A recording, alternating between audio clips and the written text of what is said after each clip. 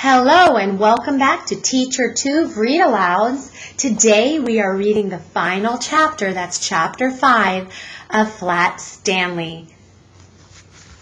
Chapter 5, Arthur's Good Idea. For a while, Stanley Lambchop was a famous name. Everywhere that Stanley went, people stared and pointed at him. He could hear them whisper, "Over there, Agnes, over there. That must be Stanley Lambchop, the one who caught the sneak thieves," and things like that. But after a few weeks, the whispering and the staring stopped. People had other things to think about. Stanley did not mind. Being famous had been fun, but enough was enough.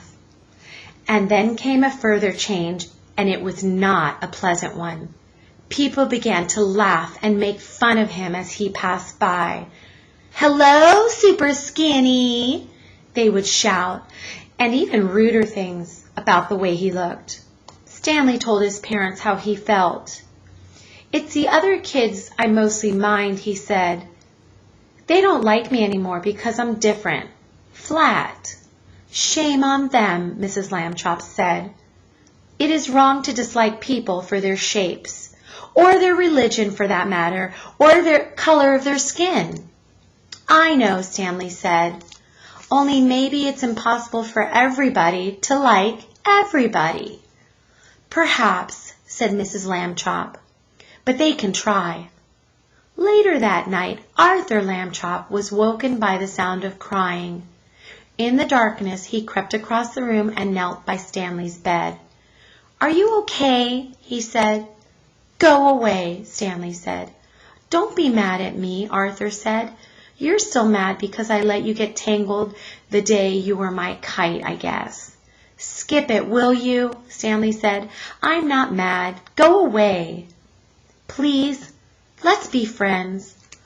Arthur couldn't help crying a little too. "Oh, Stanley," he said, "please tell me what's wrong." Stanley waited for a long time before he spoke. "The thing is," he said, "I'm just not happy anymore. I'm tired of being flat.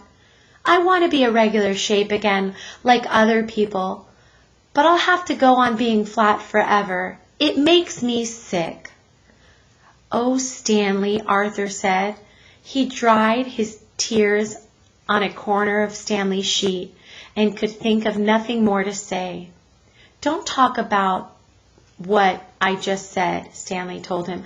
"I don't want folks to worry. That would only make it worse." "You're brave," Arthur said. "You really are."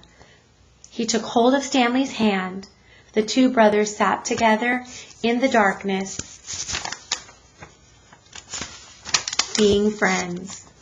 They were both still sad, but each one felt a little better than he had before.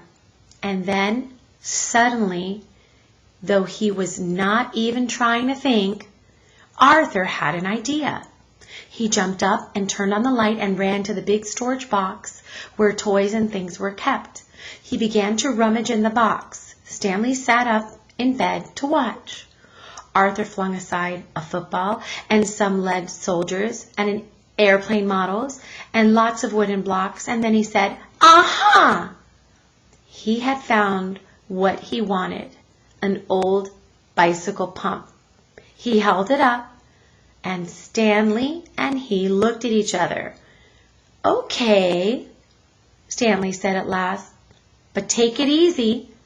He put the end of the long pump hose in his mouth and clamped his lips tightly about it so that no air could escape. "I'll go slowly," Arthur said. "If it hurts or anything, wiggle your hand at me." He began to pump. At first nothing happened except that Stanley's cheeks bulged a bit. Arthur watched his hand, but there was no wiggle signal, so he pumped on. Then suddenly Stanley's top half began to swell. "It's working! It's working!" shouted Arthur, pumping away. Stanley spread his arms so that the air could get easily around inside him more easily. He got bigger and bigger. The buttons of his pajama top burst off. Pop, pop, pop! A moment more, and he was all rounded out. Head and body, arms and legs, but not his right foot. That foot stayed flat. Arthur stopped pumping. It's like trying to do the very last bit of those long balloons, he said. Maybe a shake would help. Stanley shook his right foot twice, and with a little whooshing sound, it swelled out to match the left one. There stood Stanley Lambchop as he used to be, as if he had never been flat at all.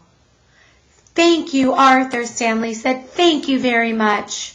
The brothers were shaking hands when Mr. Lambchop strode into the room with Mrs. Lambchop right behind.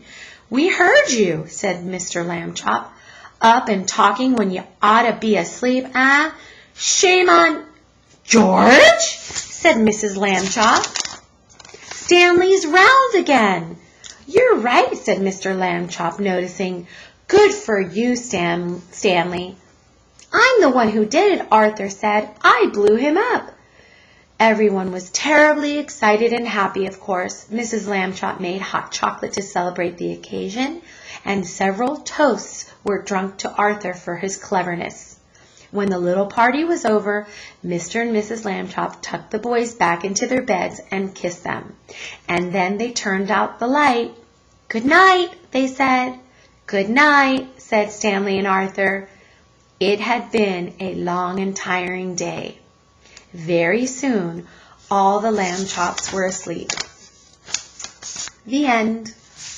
Now we know that there are so many other Flat Stanley books and adventures out there. So I hope, boys and girls, you take the time to read some more of Flat Stanley. Some other suggestions are Stanley and the Magic Lamp, Stanley in Space, Stanley's Christmas Adventure, and, of course, Invisible Stanley. I hope you enjoyed Flat Stanley by Jeff Brown and pictures by Scott Nash. Thank you for tuning in to Teacher Tube Read-Alouds.